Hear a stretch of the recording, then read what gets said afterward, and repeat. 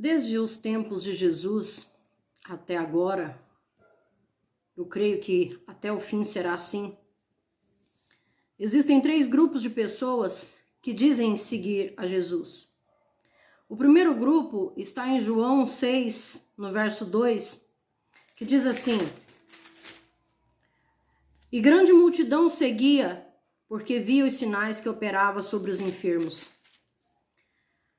Esse grupo são os religiosos que vivem em busca de ver algum sinal miraculoso. Para isso, não medem esforços em campanha, em promessas vãs, ou seja, se Deus fizer, eu faço isso, eu faço aquilo. Como se Jesus estivesse, ou se Jesus existisse só para satisfazer os nossos anseios. Ou seja, na verdade, eles não servem a Jesus, mas o segue por curiosidade. Tipo, vai que dá, né? Poupe-me. Recebem os benefícios da parte de Deus, mas estão sempre achando algo para questionar. Ingratos, insatisfeitos. O segundo grupo está no mesmo capítulo 6 de João, no verso 24. De 24 a 26 diz assim: Vendo, pois, a multidão que Jesus não estava ali, nem os seus discípulos, entraram eles também nos barcos e foram a Cafarnaum em busca de Jesus. E achando-o no outro lado do mar, disseram-lhe: Rabi, como chegaste aqui? Quando chegaste aqui? Jesus respondeu e disse-lhes: na verdade vos digo que me buscais, não pelos sinais que vistes, mas porque comeste do pão e vos saciastes.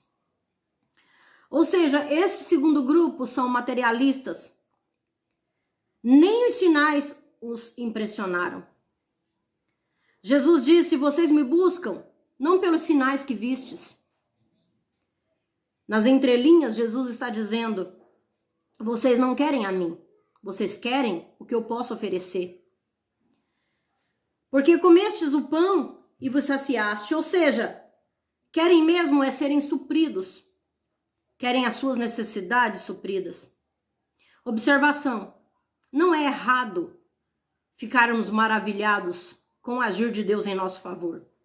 O problema é quando Jesus chama atenção para o que é eterno. Veja no verso 27, Jesus diz para essa turma: trabalhai não pela comida que perece, mas pela comida que permanece para a vida eterna, a qual o Filho do Homem vos dará, porque a este o Pai deu e o selou. Ou seja, quando Jesus chama para uma responsabilidade, eles caem fora. No verso 28 a 30 diz assim: disseram-lhe, pois, que faremos para executar as obras de Deus? Como se estivesse mesmo interessado, né, em querer obedecer. No verso 29, Jesus respondeu e disse-lhe: a obra de Deus é esta, que creiais naquele que ele enviou. Disseram-lhe, pois, que sinal, pois, fazes tu para que o vejamos e creiamos em ti? Que operas tu? Ou seja, querem ver as coisas, né? Esses materialistas já querem mesmo é negociar, já querem mesmo é ter recompensa. O que é eterno, eles querem negociar o que é eterno em detrimento ao que é temporal. Só perguntaram a vontade de Deus, como poderia fazer a obra de Deus, por perguntar, porque obedecer mesmo não querem. Ou seja, só vou crer, só vou servir se eu tiver alguma recompensa, se eu tiver algum benefício. Do contrário, vejam no verso 31 a 34. Eles têm a cara de pau de dizer para Jesus: nossos pais comeram maná no deserto, como está escrito, Deus lhes deu a comer o pão do céu. Disse-lhes, pois, Jesus: na verdade vos digo que Moisés não vos deu o pão do céu, mas meu Pai vos dá o verdadeiro pão do céu, porque o pão de Deus é aquele que desce dos céus e dá vida ao mundo. Disseram-lhe, pois, Senhor, dá-nos sempre desse pão? Mas esse pão era Jesus, é a palavra de vida eterna. A cara de pau dessa gente de dar lição em Jesus. Resumindo, para ser alimentado, saciado pelo pão que desceu do céu, que é Jesus, é preciso crer. Crer implica em servir, em ter compromisso, e não só seguir para ter benefícios. Como essa multidão fazia, né? E faz até hoje grande parte.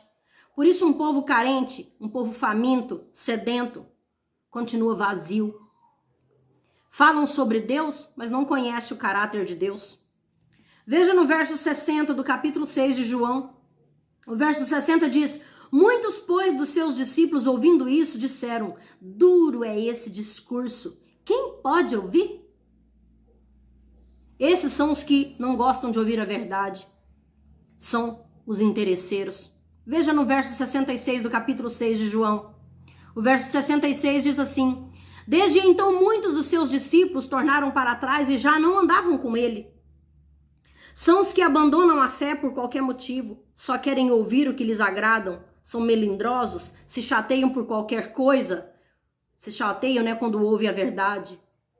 O terceiro grupo, veja no verso 67 a 69 do capítulo 6 de João. Diz assim: então disse-lhes Jesus aos 12, quereis vós também retirar-vos? Ou seja, vocês também querem ir embora? Veja no verso 68, respondeu-lhes, pois, Simão Pedro: Senhor, para quem iremos nós, se só tu tens as palavras da vida eterna? Ou seja, esse terceiro grupo são os que têm consciência de que não existe homens, governos, líderes eclesiásticos que possa trazer solução à humanidade. Pedro responde: para quem? Para quem iremos? Ele não pergunta, ele não responde para onde iremos, indicando que não importa o lugar, não importa a situação, mas em quem estamos firmados. Só a palavra de vida eterna, que é Jesus, o verbo vivo de Deus, é capaz de trazer solução para qualquer situação. Em qual desses três grupos você se identifica? Ainda dá tempo de tomar uma decisão? Ainda dá tempo de buscar servir a Jesus pelo que ele é e não pelo que ele pode fazer? Ainda é tempo de nós posicionarmos, a porta da graça está se fechando. Preste atenção nesse louvor.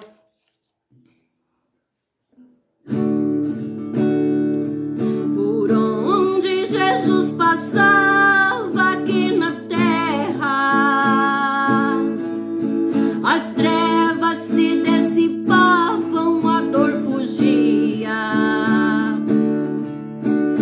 paralíticos andavam, os cegos viam, os mortos ressuscitavam, tudo era alegria. A luz inacessível do Salvador iluminava o caminho por onde ele andava.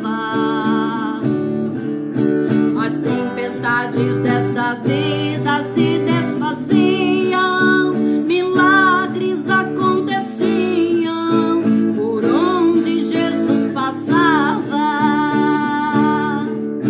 Por onde Jesus passava neste mundo, seguiam após seus passos grandes multidões. Vinham de todas as partes aonde ele estava.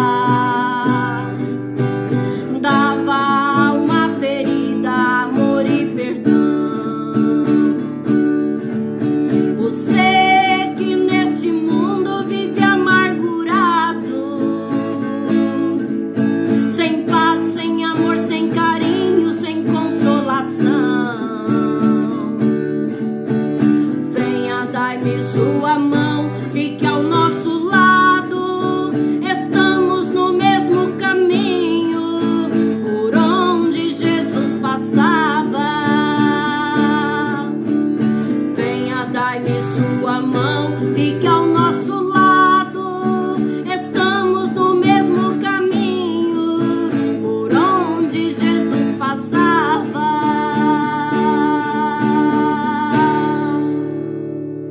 Não siga Jesus, ande com Jesus. Essa faz toda a diferença, isso faz toda a diferença. Deus abençoe a todos.